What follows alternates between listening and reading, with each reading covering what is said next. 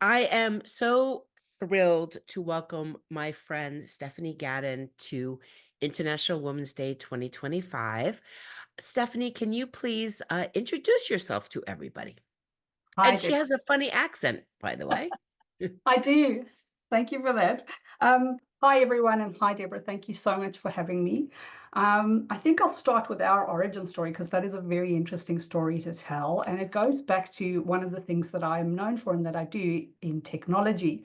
So I met you over a decade ago now when the company that I worked for and ran actually as the CEO was exploring expanding into the US markets. And I worked and ran a company called Dolphin Works, which does print MIS.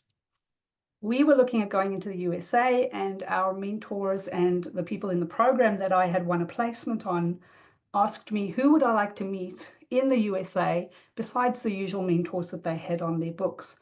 And they asked me specifically for people in printing or aligned with printing. And so I got on the computer, did my research, and Deborah's name popped up as someone in the know about printing. And so, of course, I told my mentor. It was a lovely lady by the name of Susan who lived in Silicon Valley around that area. And so I said to her, I want to meet Deborah Korn. And she tracked Deborah down and called her up to ask if Deborah would have a meeting with me to discuss the state of printing in the USA. And that's how Deborah and I actually met. We met in person after that initial video chats and calls at Print 13 when I came through to Chicago, and we met at the Girls Who, I think it was the Print Media Center stand at Print 13. So that's the story of how I met Deborah. We've pretty much been pretty good friends, I think, over the years and worked really well together. The other thing I do besides being a technologist is I am the editor of a magazine called Digital Image Magazine, which is a trade magazine focusing on wide format and specialty print on that niche. And it's an interesting job to do. It's we put out an issue every 2 months, focusing on those stories, focusing on that machinery and that part of the industry.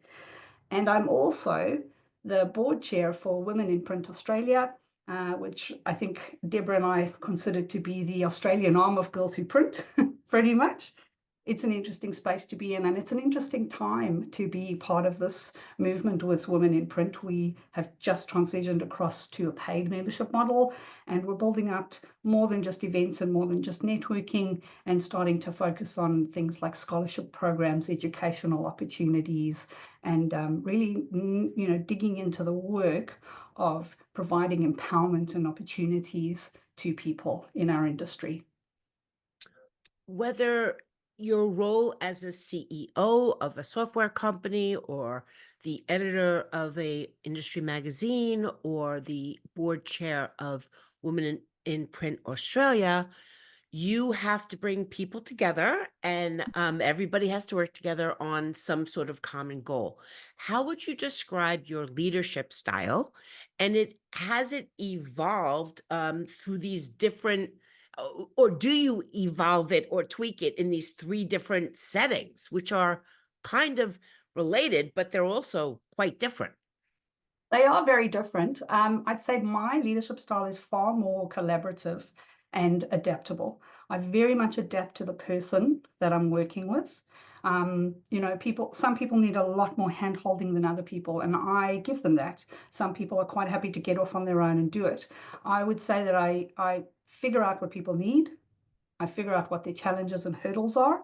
And then I see my role as a leader in any space as the hurdle clearing person. It's not my job to tell people what to do. It's not my job necessarily to tell them even how to do it, unless they ask for help. That's a different story. But my job as the leader is to make sure that whatever they need to do their job is there. Whatever's in the way of them doing their job, if I can help make it, clearer or easier, that's my job as a leader. I am slightly different, I would say, in the different various roles that I play, but for the most part, I'm very much a collaborative, engaging, kind of let's figure out what you're good at, and then you can do that. Let's figure out what you enjoy, and you can do that. I will never turn away a volunteer because they aren't going to bring something that I'm specifically looking for. If someone comes with a skill to me and they want to volunteer in Women in Print, we figure out a place for them and we make it work. So that's pretty much my style, the way I would describe it, very collaborative. How do you get everybody on board with the mission that you have set, whether or not they agree with it? That's a trickier one. What we do is the board of Women in Print set a strategy for each year at our annual AGM and Strat Day. And then what happens is all the volunteers that come in, we take in all their ideas. We never say no to anything, but it's also very clear what the goals and objectives are for the year. And it's also very clear that, we will not say no, but we can't discuss it now. If something is completely misaligned to where we are going, we say so. I'm very open with people. I tell them what's happening. And if something is a really bad idea, I will sit that person down and we'll have a discussion around why and why it's not going to happen. And again, I try and find a way to work in what their passion is to find a place for them. But if it is completely misaligned, we do have those discussions. And that's also where you need someone who's a bit firm as a leader. And I think I do have that. It's a gentle firmness, if you like, because sometimes you do have to say no. And we have to just, draw a line in the sand because we have limited resources. We are mostly a volunteer-run organization. So our volunteers have limited time. They all have day jobs, myself included. So we have to draw the line on some things and just say no to some things. Can you share a moment in your career that caused you to make a pretty drastic transformation? Oh my goodness, yes. So I would say the biggest one to date is the most recent. Oh, goodness gracious. Now you've got me. Um, yeah. So I was made CEO of Dolphin way back in the day when we met, right off the back of winning a scholarship for the company. And that scholarship entailed the Australian government actually paying for us to be part of the mentoring program and sending me and the company over to the US for a 2-week immersion.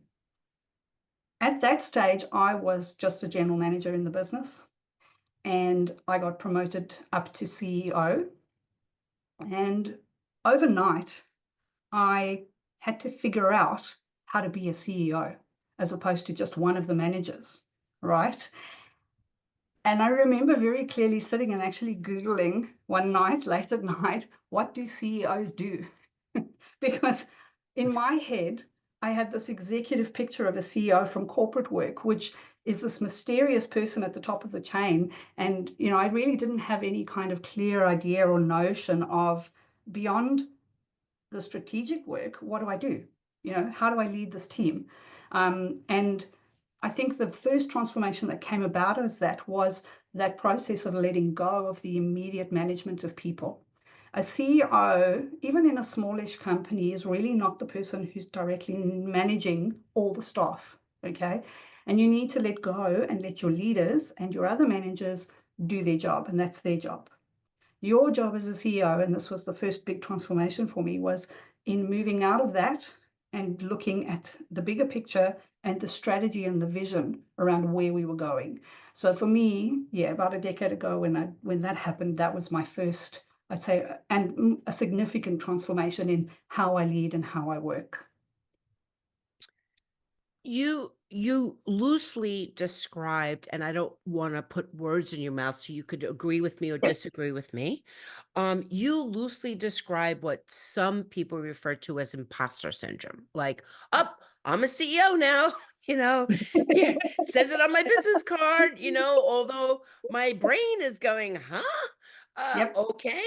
And you just, bravely admitted to, like, looking up what does a CEO do, which, yes, which one would do if all of a sudden they were a CEO of a company. yep.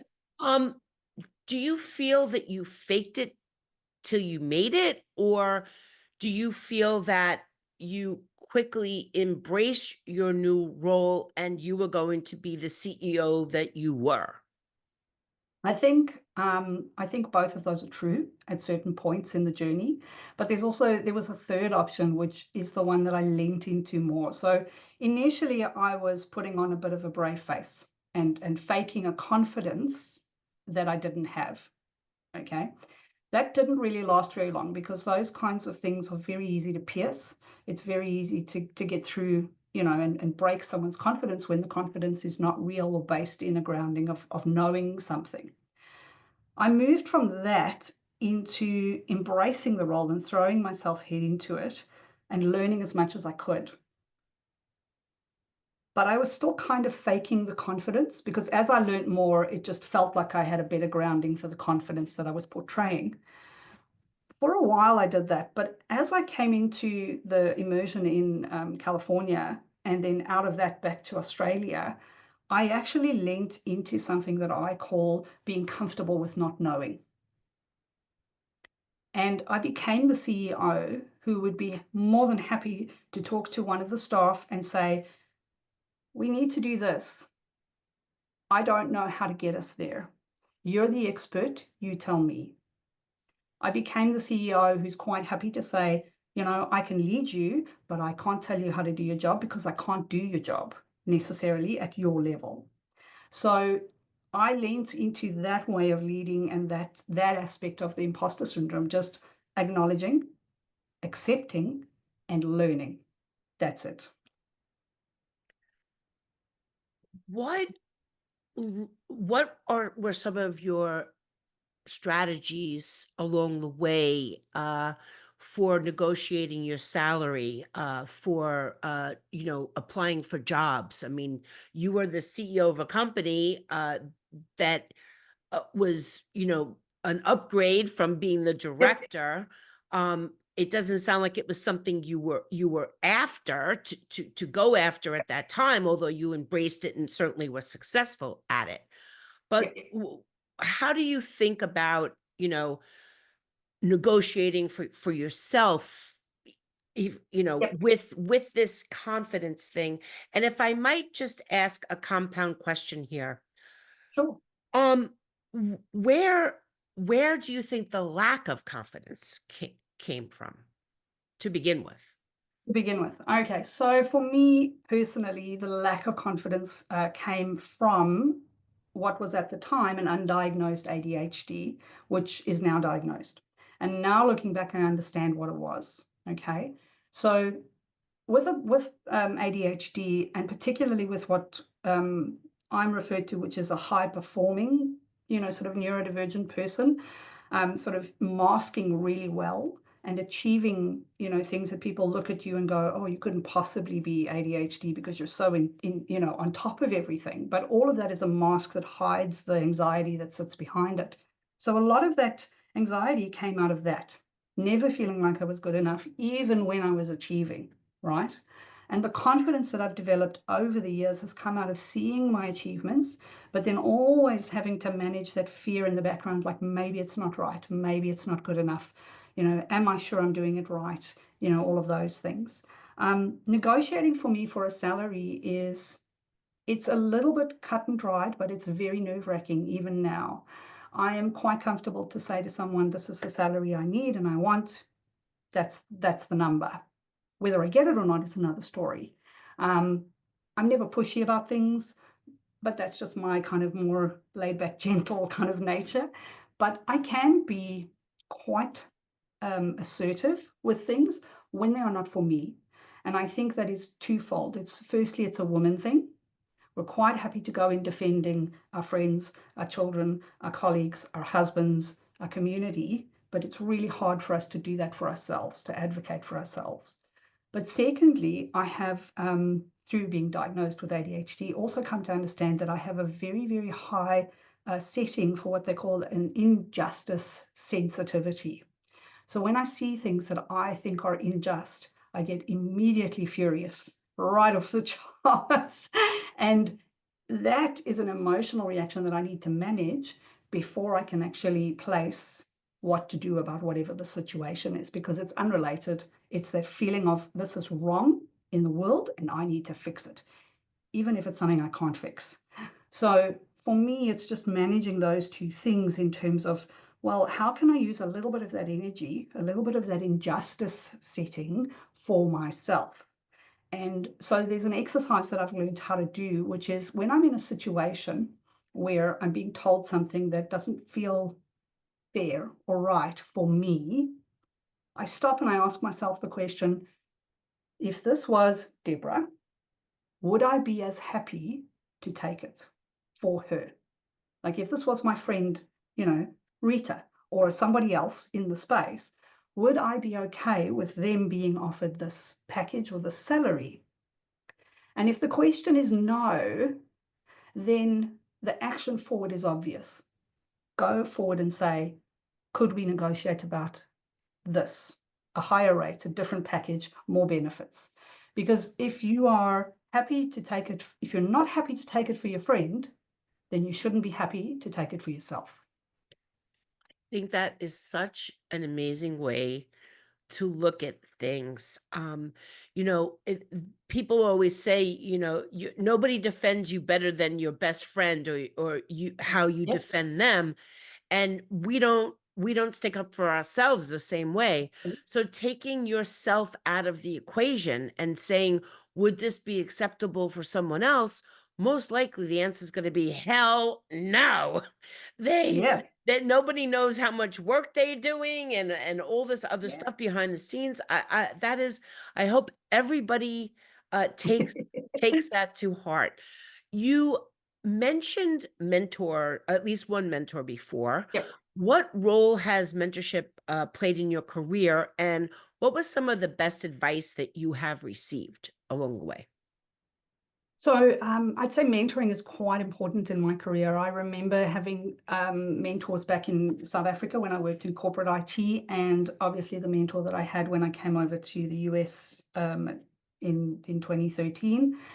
And even now, I have what I would call mentors, but it's not a formal, will you be my mentor kind of relationship. It's more like a peer networking, peer mentoring, people that I lean on who know what it's like to be in the space I'm in, who've been down the path I've been down before, and can give me advice around what they did or how they see the situation or a bit of a, an outside perspective on something.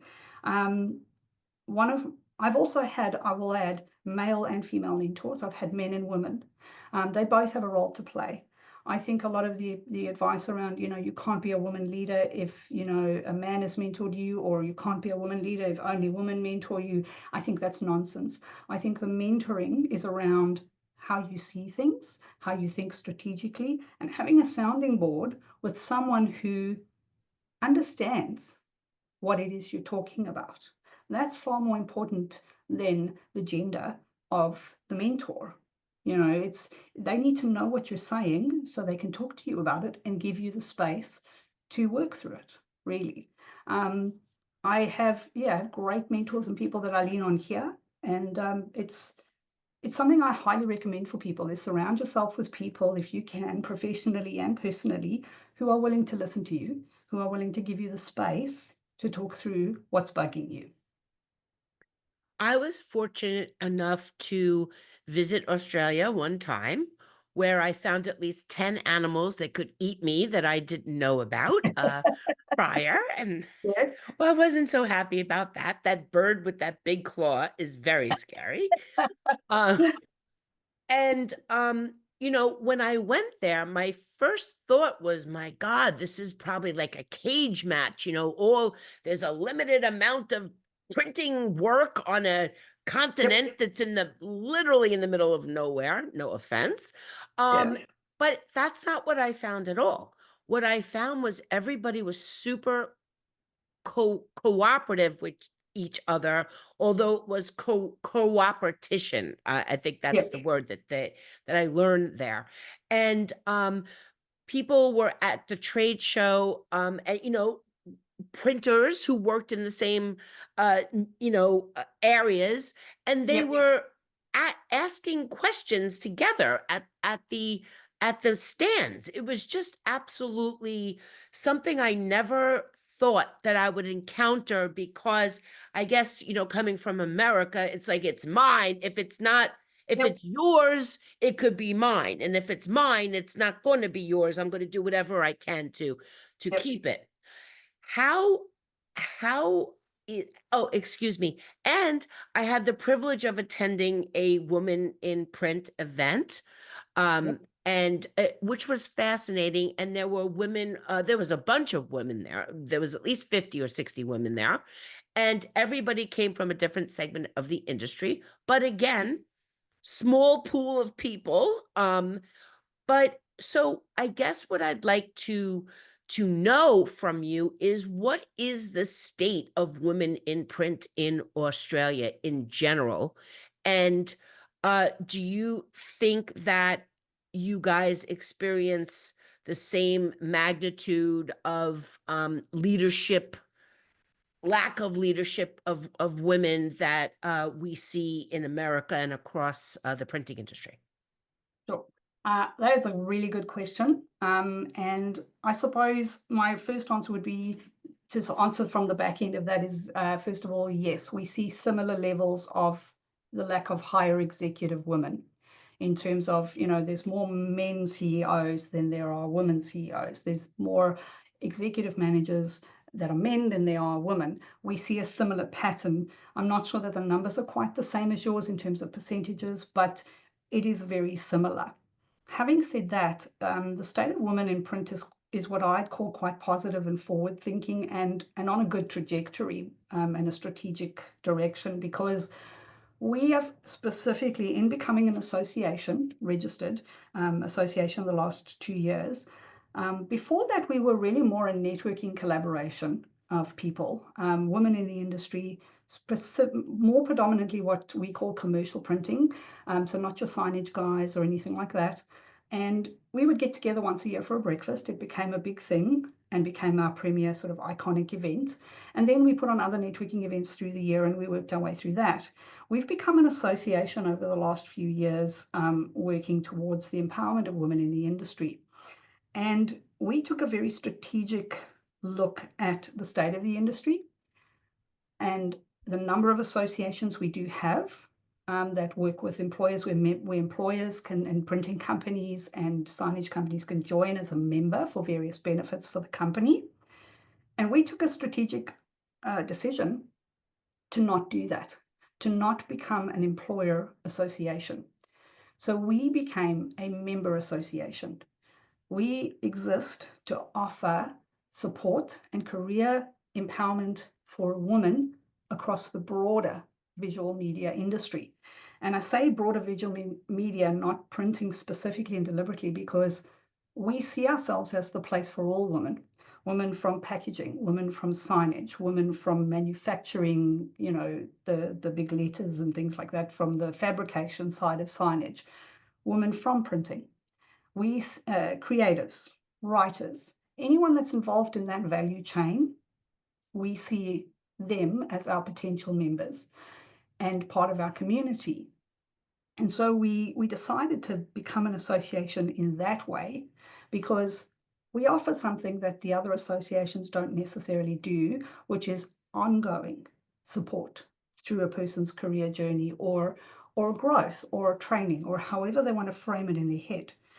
I think one of the similarities between the US and Australia is the fact that there are big printers, there's big corporate printers, but the vast majority of people who do printing are actually smaller businesses, small to medium, usually family owned. Maybe there's a heritage, couple of generations. It's a very similar dynamic over here. And so what we find is women who do rise to upper management are usually part of the family. Historically, that is changing. And it's very rare that a woman will start a printing company unless she marries a printer or she comes from a family of printers. And, we're working to change that. We're working to make printing a viable career option for anyone who's looking at it. We are also, I think, broadening our view and our lens of diversity away, not just from gender, but to other things. Because I think the entire industry is stronger and better when the whole community is involved. And so if we broaden our lens of diversity across different things like age, race, gender, and even neurodivergence, talked about me having ADHD, we get a better view of how powerful a company can be and how strong an industry can be if if it's inclusive, if it creates a sense of belonging for everybody. I think that is a very powerful thing. I want to circle back to the neurodivergence in a moment, but before we get there, I get the incredible emails and newsletters and announcements from Women in Print Australia and all the programming that you have already set for the year, which I'm completely jealous of that you can manage to do that when I'm almost working, week by week. Yeah. Now that we've launched a Girls Who Print as a nonprofit, there's a lot of, upfront stuff, as you know. Uh-huh. In case Yeah. everybody out there doesn't know, Stephanie is the Girls Who Print's official webmaster, web programmer, web developer. So Stephanie and I have been working a lot on the website and the platform. But can you tell everybody about the programs and the work that you're doing through Women in Print Australia and, the membership program and who's that open to Yep. and everything? And everything. Yep. So um, I'll start with the programs. So we launched last year the beginnings of a scholarship program, and at this time of recording or talking to you for International Women's Day, we have two confirmed companies that have come on board. The one is HP, who have funded for us an HP Indigo scholarship fund, which gives up to 6 women the opportunity to become certified on an HP Indigo in the 7,000 range.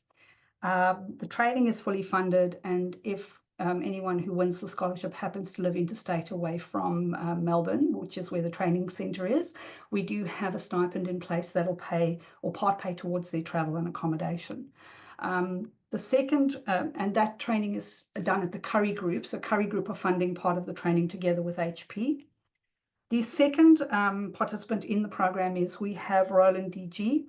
Now, Roland DG's program is a little different. They do online training and certification and upskilling across their various platforms for the software that runs their various printing machines. And we have a place at every single training session that we can give to a woman who is currently working on a Roland DG machine that we can allocate as part of the scholarship fund. I am in talks with several other machine vendors and manufacturers, and we'll announce those through the year as we go. I think it's also very important to also understand that my perspective on scholarships and my perspective on sponsorships is you don't have to give me money. I don't need cash.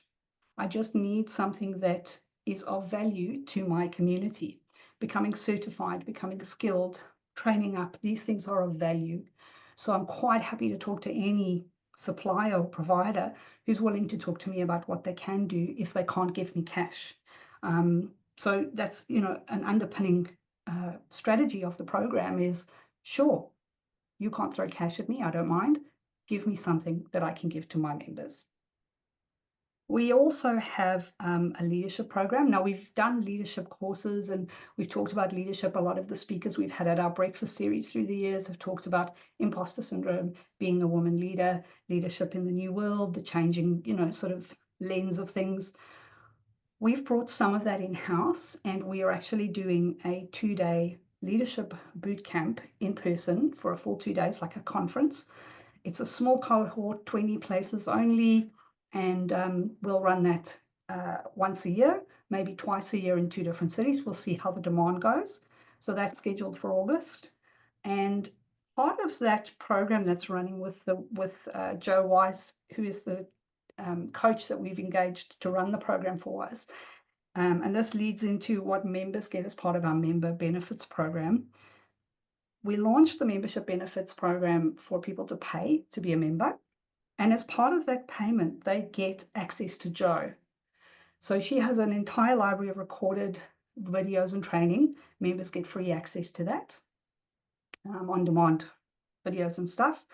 She also does personalized one-on-one coaching with executive leaders, and our members get access to her on a one-on-one basis at a substantial discount to her normal rate to work with her one-on-one to be an executive and to grow their leadership. And then, of course, we have all the normal, sort of things that you'd expect in a membership, discounted, tickets to the events and, the occasional member only event and that sort of thing. So yeah, that's kind of where our program is landing and some of the programs that we're running through the year. So just FYI, I'm stealing about half of that from you. So get prepared to see leadership Announcement for Girls Who Print. and sponsorships to learn upskill. I think that Yep. is absolutely genius. So everybody out there who might be interested in trading some of that with Girls Who Print, please get involved. Everywhere but Australia, Stephanie has that covered. Um, all of our goals with these groups, I believe, is to bring everybody together and get on the same page that we all matter. We all matter. And we're Yep. all different. And we all should want the best for everybody. And we all want the best people for the jobs. We Yes. understand that. The problem is that not always in all situations are all the people considered for Yes. jobs. And that's where the line is, who are you interviewing for press operator and who are you interviewing for the Yep. administrator of the office? Who are you uh interviewing to be the Yep. production manager and who are you interviewing to be the marketing person? Now, people have different skills, but it's something to think Yep. about. What has been coming up more often lately is something that you bravely spoke about before, which is the fact that even the people in front of you who you believe are the best candidates for the job might have other things that make them different that aren't so obvious Yep. in the beginning and may manifest in other ways. So I would like you to just speak freely about your experience and anything you'd like to share so that people in the same position as you have some advice on how to maybe navigate a job interview or explain to Mhm. people what they need, whatever you Yep. feel comfortable sharing. Thank you. Absolutely. Certainly. So, um, for me, it's been quite transformative finding out that I have ADHD and understanding why my brain does certain things and why I react to certain situations a certain way. I used to be very, very embarrassed by this particular fact, but now I'm not. I'm going to tell you. I have only once gotten a job off the back of an application that I put in cold and a job interview. Every time I've done that, I have not landed the job or I've not gone to an interview stage. All the roles I've ever had have come off the back of a personal recommendation from somebody who knew me as a colleague and had worked with me before. And now, knowing that I have ADHD, I understand why that is. I really struggle with interviews, and it's not because I don't know my stuff, and it's not because I don't know what I'm talking about. It's because the panic of the interview and not knowing what this person wants me to articulate totally stresses me out, and I bomb every single interview I've ever been to. I will say this. I find video interviews much easier, and this is the job that I landed cold was a video interview, and it was in the middle of COVID, so it wasn't that there was a choice. They had to do video interviews, but I did really well in the video interview. Um, my advice to people who are like me, neurodivergent, whether that's ASD, ADHD, or any other kind of syndrome or something that affects how they work or how they need some accommodations, my advice is to know that and from the get-go ask about the interview process. It's not always possible to ask for accommodations in an interview. I get that. And I wouldn't say possibly in America, it's very different over here. But if you can ask how the interview is going to be done, do that early. Prepare early for what they're expecting. If you can ask for accommodations in the interview process, do so.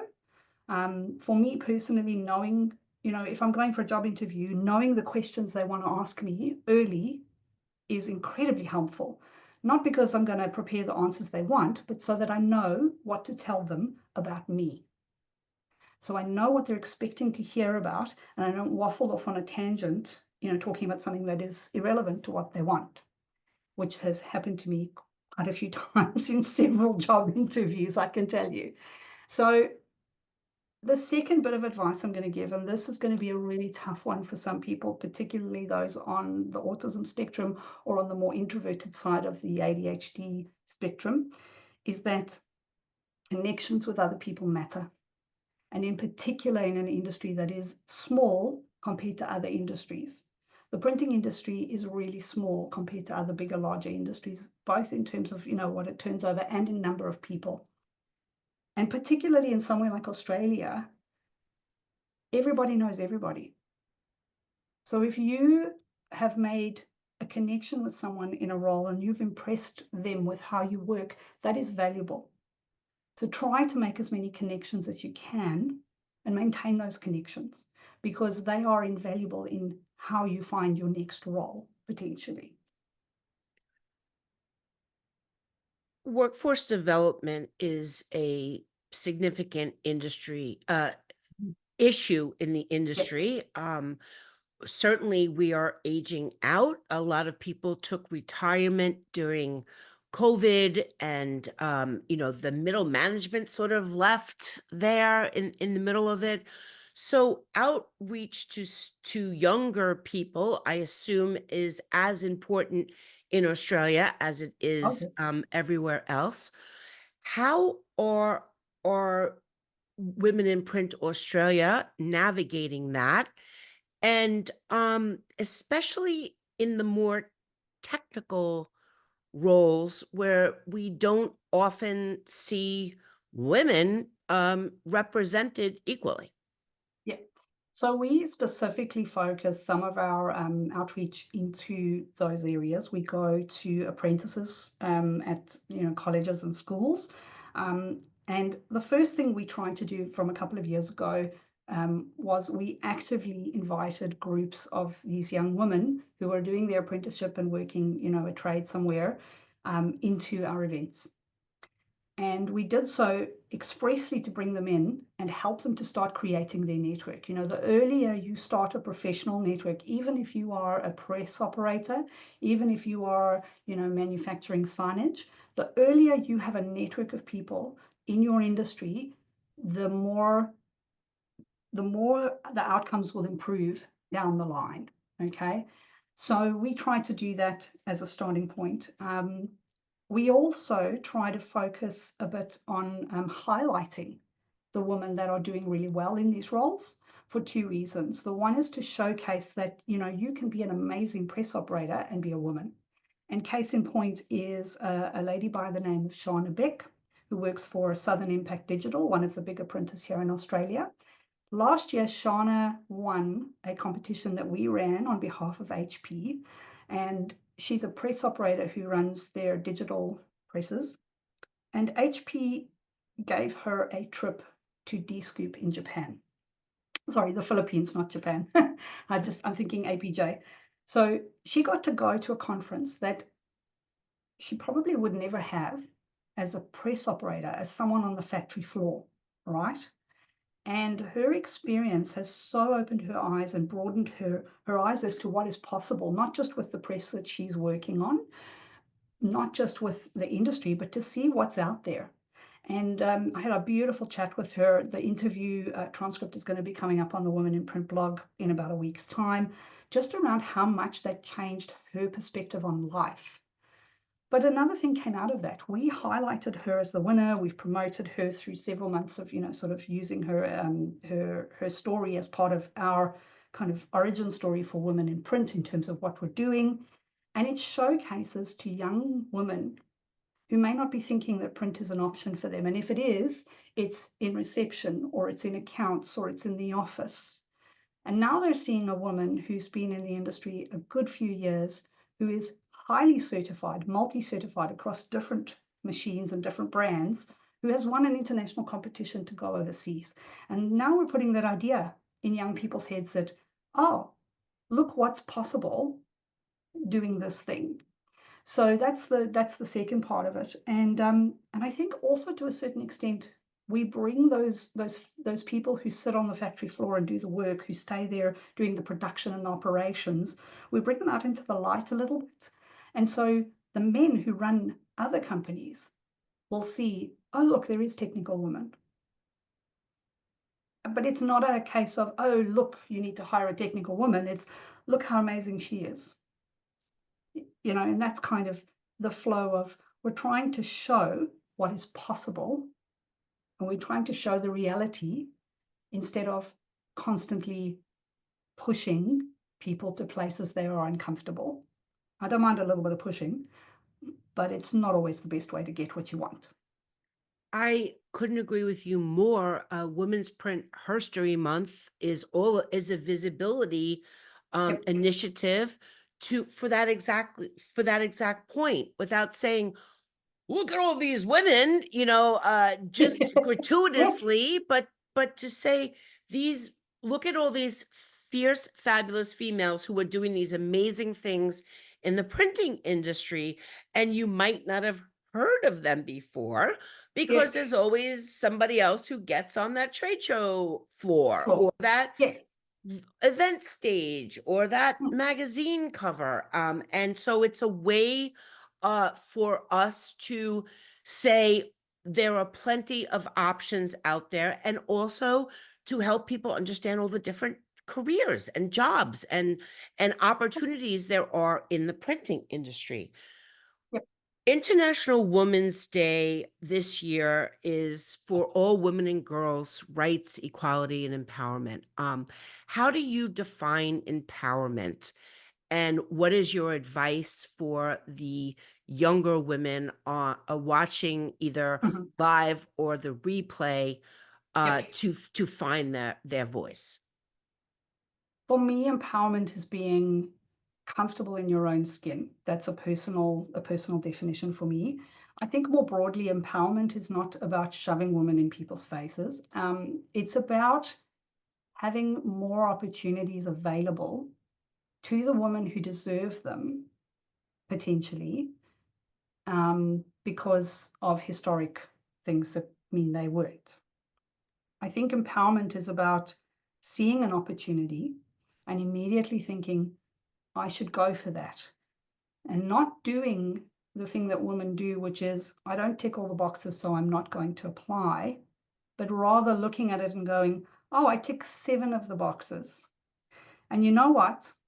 I can learn those 3 things. So I'm going to stretch myself and I'm going to go for this role. I think empowerment is about finding the courage to go for the things that maybe scare you a little, maybe you think you don't fit, and just push forward into that space of discomfort a little bit, because that's how you find your voice. When you go past the discomfort of being somewhere where you think you don't belong, that's where you find your voice. Amazing, Stephanie. How can people get in touch with Girls Who Print Australia and Yep. all of that other good stuff? So you can pop onto our website and sign up to our newsletters and our stuff. It's womeninprint.com.au. Anyone who wants to send me a direct email can do so. Happy to read your feedback or answer any questions. You can contact me at hello@womeninprint.com.au. And we do a number of different, newsletters and things. We don't just do one big blast. So, if you want to know what events are happening, we can tell you that. If you want to find out about our past heroes, because we have a campaign that we run where we highlight women from the past who are our heroes. And we've just started, we've got so many of them now that we've started up a new EDM campaign that runs once a quarter, where we send a selection of the woman from a few months back or from a few years back out and go, do you remember this? Do you remember this? So we even have that running. Those would be the best places to find us. You can also follow us on Instagram or LinkedIn. We have a page on both of those platforms. And yeah, look forward to interacting with the women globally. Thank you so much for everything you do for Girls Who Print, for everything you do for me, and for everything that you do for the world, Stephanie Gaddin. You are one of the good ones. Really appreciate it. Until next time, we speak, empower long and prosper.